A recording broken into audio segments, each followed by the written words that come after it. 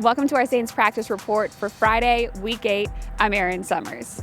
The Saints wrapped up their final practice ahead of Sunday's game against the Raiders. The Raiders, they're the top scoring offense in the league right now.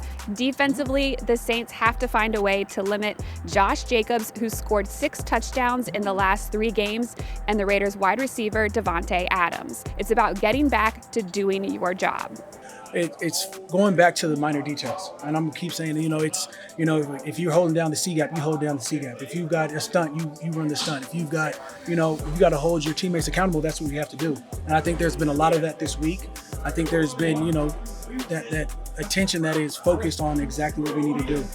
There's been a lot of talk about accountability in the locker room this week and getting that swagger back. Head coach Dennis Allen says that's something that he's definitely on board with.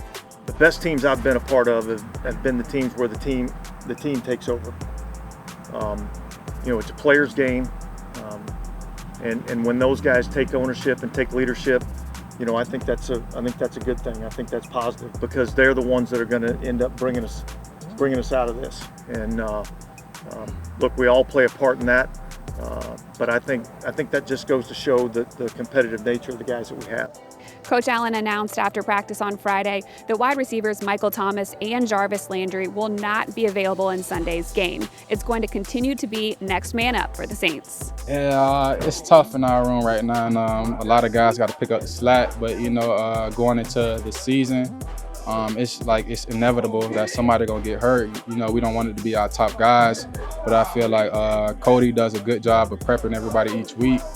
And knowing we are competitors in that room, so it's sad to see somebody go down, but we know we have it in ourselves to still compete with the best DBs out there, the best defense out there.